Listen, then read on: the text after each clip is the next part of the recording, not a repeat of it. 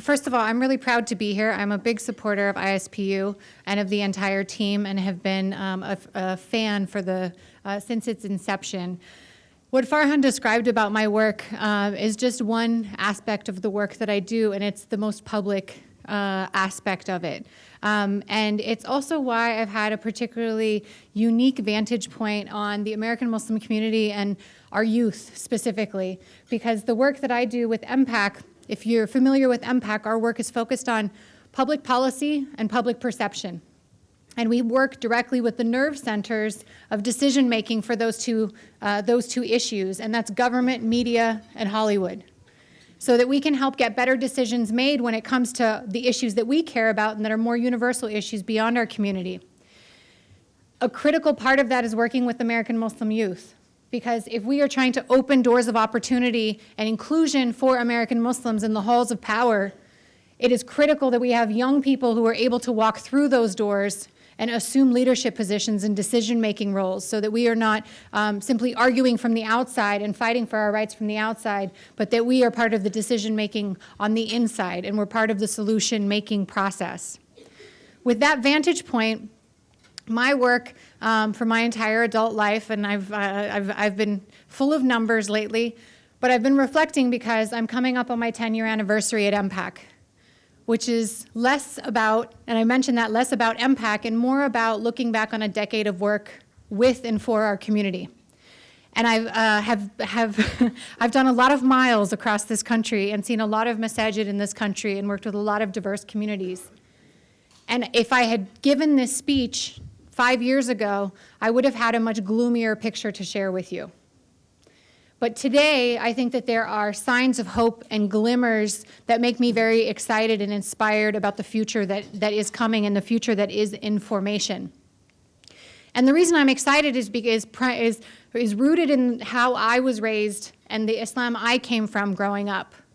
So I often get the question, especially after people see me only introduced to me on TV, the first question I get is, so when did you convert? Maybe you're asking yourself that right now. And the answer to that question is, I was born Muslim, and my family's been Muslim for generations. We're from the former Yugoslavia. But I actively chose to be a Muslim when I was 19 years old, because I was raised in a cultural form of Islam where we fasted during Ramadan, and I went to the mosque occasionally with my parents, and this was I was in high school in the early 90s.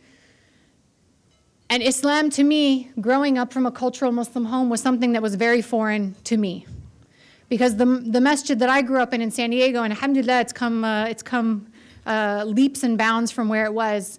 But when I would occasionally go to the mosque, my experience, my early memories of the mosque were khutbahs that were given in Arabic only.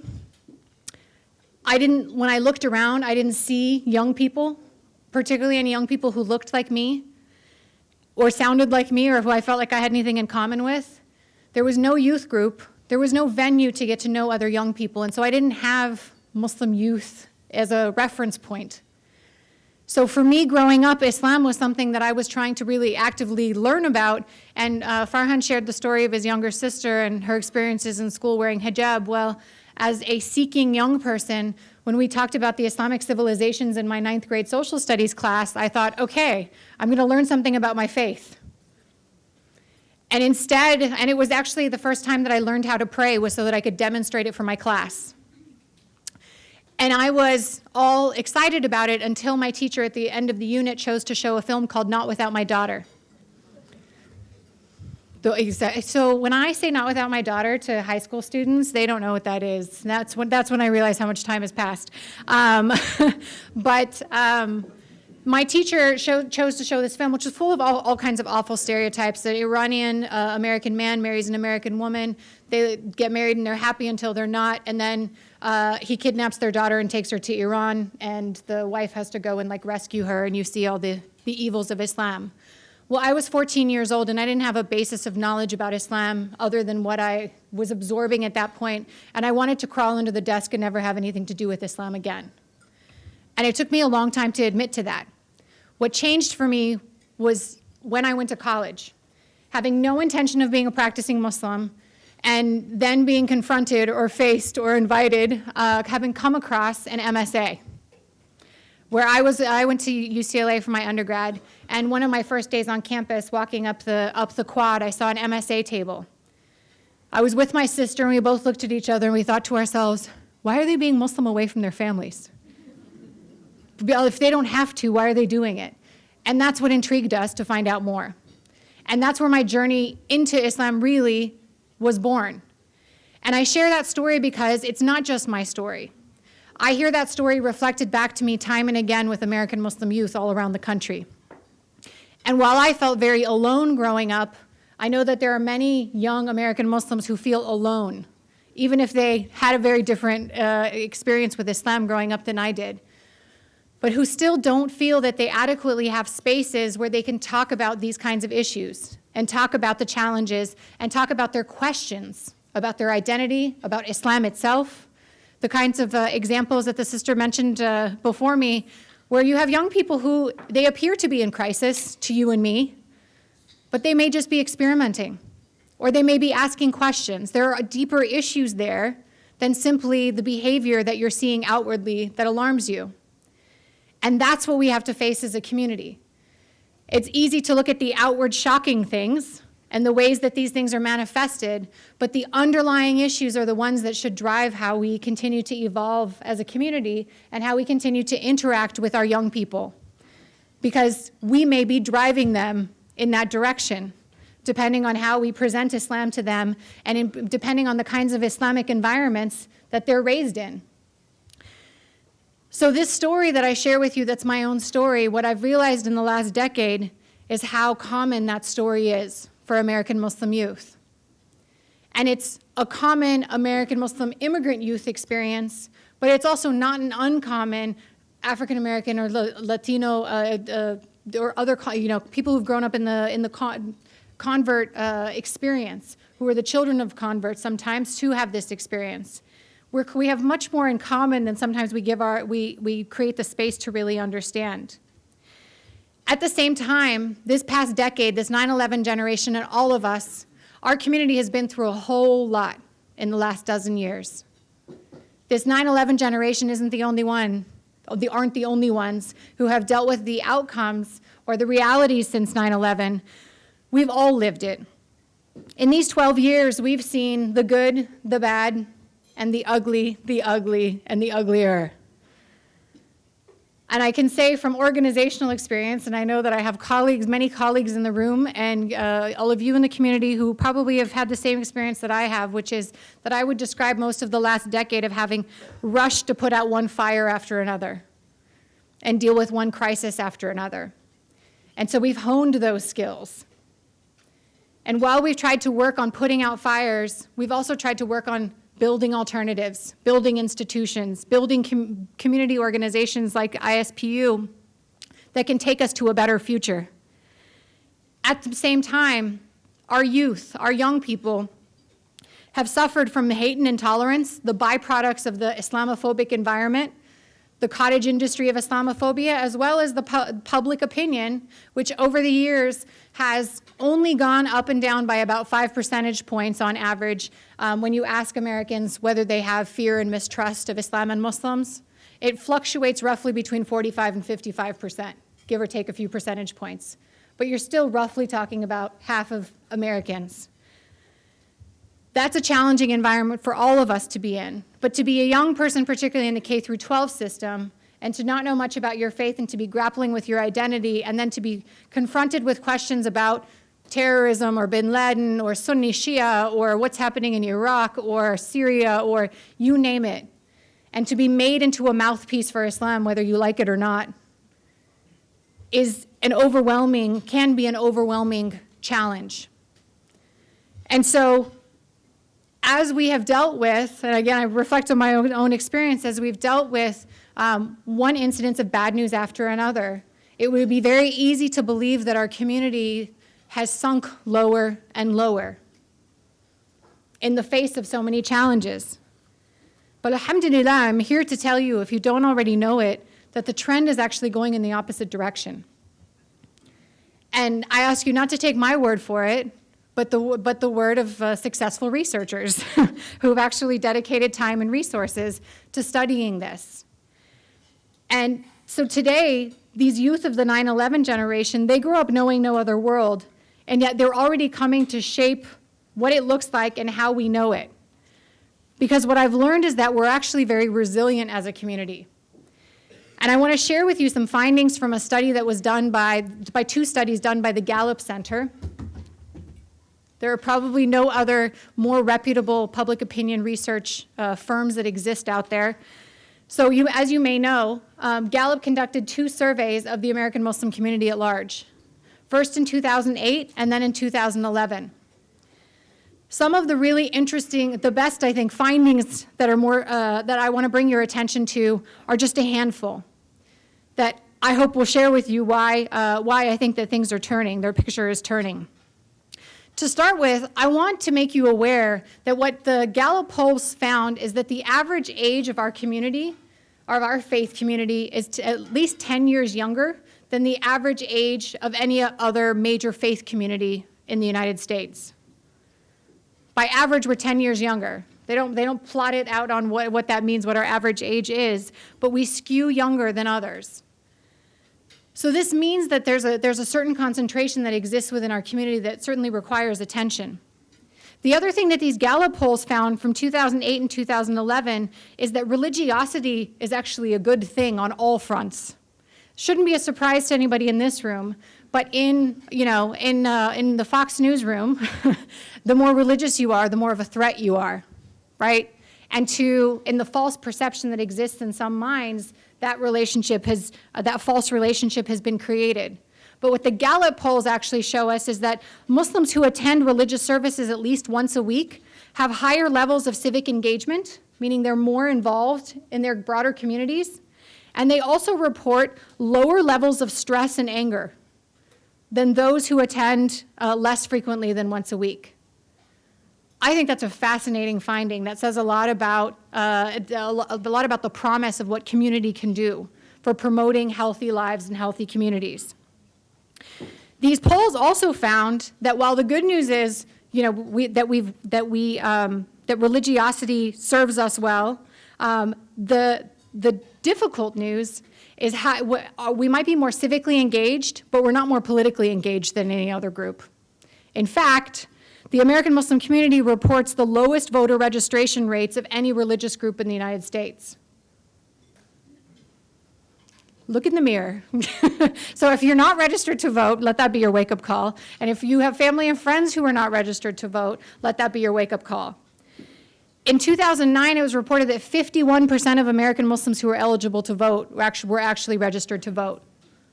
Just half. Put that next to the Protestant and Jewish communities, which are registered at 91%. And we have some work to do.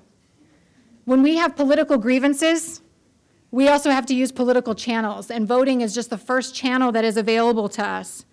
But this is a wake-up call that I think that this data gives us, is that rather than going off of anecdotal information about, well, I could tell you how many people I know, Muslims are voting in higher numbers than ever. It's true. Muslims are voting in higher numbers than ever, but they're still lower than everybody else. So we need to put concentrated attention based on what the research tells us. And again, I think this goes to what ISPU is all about, using action-based research or action research to say, here's the information, how can we then translate this into action within our community that can lead to our betterment? Now I want to deliver another piece of good news from the data, which is that from 2008 to 2011, American Muslims went from being labeled, or according to the calculations within the study, being labeled the least thriving among all faith groups to having the single biggest leap in terms of optimism of any faith community over the course of those 3 years. So we jumped by 20 percentage points from 2008 to 2011 when it came to our place in terms of being least thriving to being just as thriving as everybody else. We also, in 2011, we were also reported to be, we went from being among the least optimistic of the faith groups to being the most optimistic of all faith groups. We went from 22% to 40% reporting optimism, which was the highest, of any group. No other religious group in America expects things to improve as much as Muslims do. Now, I don't know about you, but when I read that, I had to read it twice. Because when I'm out, I'm sorry to say, in masajid and communities, there's still a lot of doom and gloom out there. But at the same time, I was just at UCLA College Day, which is when they bring high school students from all over Southern California to UCLA to have a day on campus, Muslim ones. And when I asked them to raise their hand about whether they were optimistic about the future of the American Muslim community, they overwhelmingly raised their hands. And when I asked, I screwed up here, I should have asked you first before I told you that, but when I asked generally in communities whether you're optimistic about the future of our community, and I will ask you now, are you optimistic about the future of our community? Raise your hand if you are. Alhamdulillah. But the number of people who raise their hands are certainly higher with youth. Since I read this data, I have been asking myself over and over again, what happened in those 3 years? How could so much change between 2008 and 2011? Now, I invite ISPU and others who do quite good, solid research to investigate this, but I want to share with you my theory. And I underscore that it's a theory. But I think that one of the things that changed critically between 2008 and 2011 was the ability for American Muslims to tell their own stories and share their own opinions through social media. It might sound like a cliche, but when I look at what happened between 2008 and 2011, smack in the middle of those 2 years was one of the biggest controversies we've faced as a community, at least in terms of public opinion. And that was the Ground Zero Mosque, Park 51 Center controversy, which just went from warm to hotter. That was smack dab in the middle. The Danish cartoon controversy was also within that time, and there were other controversies that happened after that time. But in this critical period of 2008 to 2011, American Muslims took to social media to tell their own stories and share their own opinions in ways that they never had the opportunity to do before. In 2003, 2004, 2005, when Facebook and Twitter were not the kind of, the vibrant spaces that they have become, there was less space for American Muslims to sort of speak for themselves, and instead they really had to rely primarily on organizations or on mosques or on individuals to represent them. One of the game changers, I would argue, has been the power of social media to highlight the stories of our communities and to shift the power from the gatekeepers, organizations like ISNA and MPAC and CARE and MASS and you name it, shifting the power of who gets to speak for us from the gatekeepers to the average person, who has more influence over their zone of influence, their friends, their followers, their networks, than any organization does. Now just think about where this has been applied in recent years. I mentioned the Ground Zero Mosque already. Well, how many of you remember more recently when there was the Newsweek cover that was called Angry Muslims, ? That when that cover happened, one of the things that happened was a comedic hashtag campaign that basically then was about delivering punchlines about angry Muslims or ironic statements. I don't have the sense of humor where I can remember many of them, unfortunately. But it was a game changer, and it changed the story that was told about that cover to being one that actually poked fun at this stereotype about the angry Muslim, and instead pointed the finger back at Newsweek for its caricature and its stereotype rather than to the Muslim community to prove once again that it was not angry. That was one example. Another even more recent example outside of the range of the Gallup study, as I see this coming to life more and more, is that vibrant debates are taking place online. If you're on Facebook, and I assume many of you are by the statistics, then you may have seen a video called the Mipsters video. Raise your hand if you've heard of the Mipsters video. Give me a reference point. Okay. A video featuring young American Muslim women who wear hijab in all different kinds of ways, and I think a few who don't, played to a Jay-Z song called Somewhere in America, and it's them on skateboards, walking, just doing average sorts of things. When this video, which was meant to expand kind of the portrayals out there, was released online, it sparked a huge conversation about young Muslim women, about who speaks for who, about do they represent all Muslim women, et cetera, et cetera.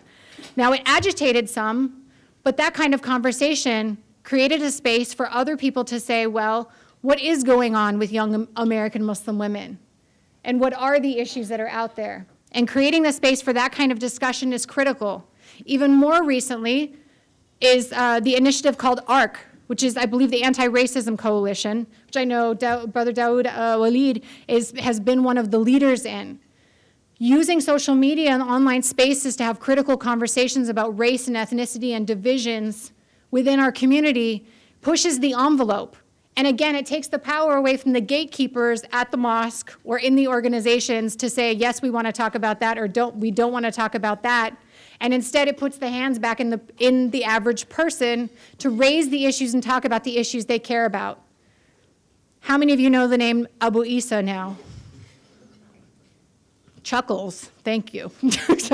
But that was another, again, online campaign that took off, that ended up looking at gender issues and misogyny, et cetera, within our community, and raised another issue.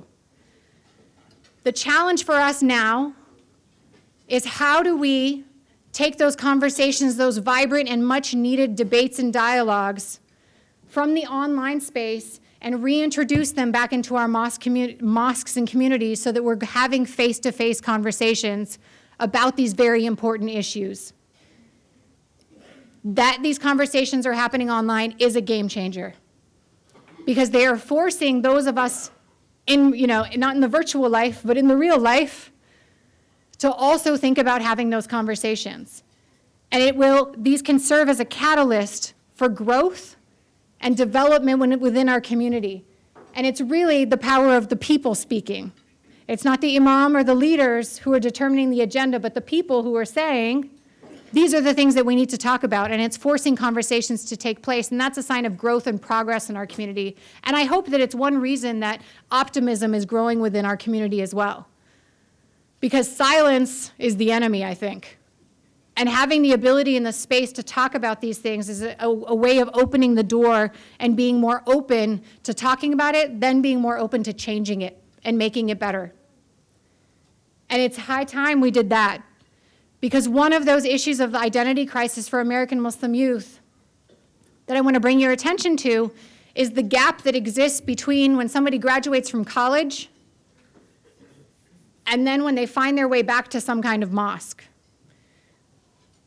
There is a gap that exists when you graduate from MSA and you want to go back and serve your community. Most mosques don't have the capacity or the culture to bring young professionals back into the fold and to bring them into decision-making and service roles. They just ran their own sort of independent communities on a campus. They've got practice, they've got some training, and how to utilize and leverage that talent to serve the mosques. Because we have to ask ourselves, who's going to inherit these buildings? We're building a lot of mosques around this country, alhamdulillah.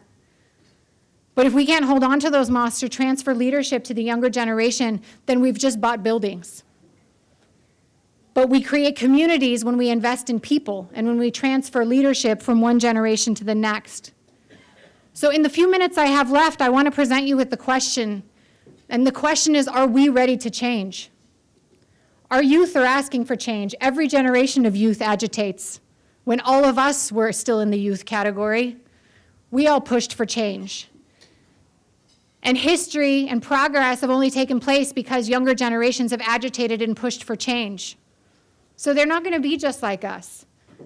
But may they be better and do better. And are we ready to change with them so that we can continue to address where our communities are? Now, I mentioned earlier, the people who are more religious and who go to the mosque more frequently tend to be more civically engaged than those who don't.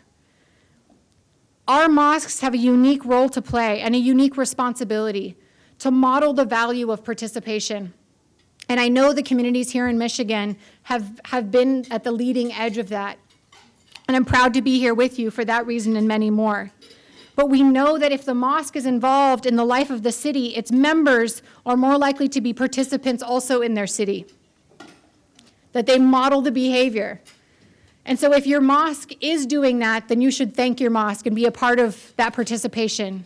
And if your mosque isn't, then you should ask it too. And you should volunteer and step forward to be one of those people who starts working out in the broader community. Why? Well, there's a whole lot of reasons.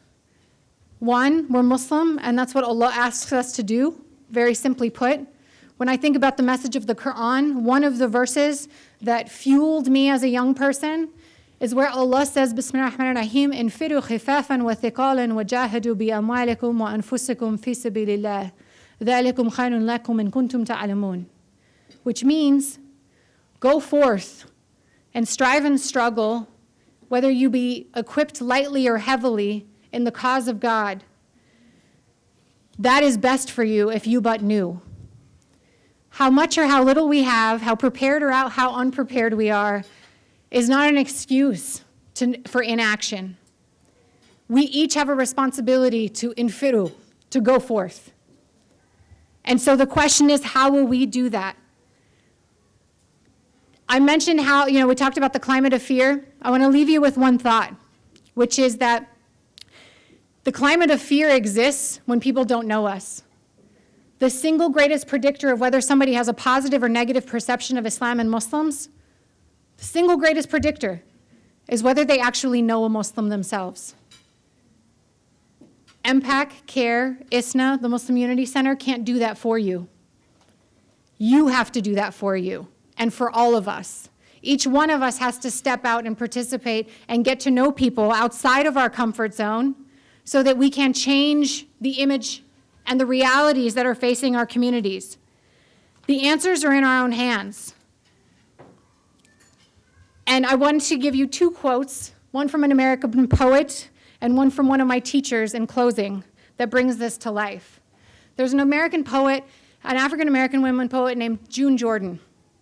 She has a great line that has always stuck with me, which is that we are the ones we have been waiting for. I think those words are Islamic words. We are the ones we have been waiting for. So we have to be the ones who do something. That's why I think, again, our community is changing, but it also should lead us to a purpose. And one of my dearest teachers, Dr. Maher Hattout, has always instilled in me and in other young people the analogy of the light bulb, which is that the American Muslim community should be like a light bulb in the room. When you look at the light bulbs in this room, they don't take up very much space. You don't really notice them, but if they were turned off, you'd certainly notice them. As an American Muslim community, we have to ask ourselves, if we weren't here in America, would people miss us? Would we be missed? Are we a light bulb? We don't take up the most space, but do we contribute? And what are we known for? So I pray that Allah guides us and that we help guide one another towards the change that we need to continue to foster within our communities and towards knowing ourselves better through research of organizations like ISPU and by being the change ourselves and going out and getting to know people and stepping outside of our comfort zones so that we can continue to be the most optimistic faith community in America.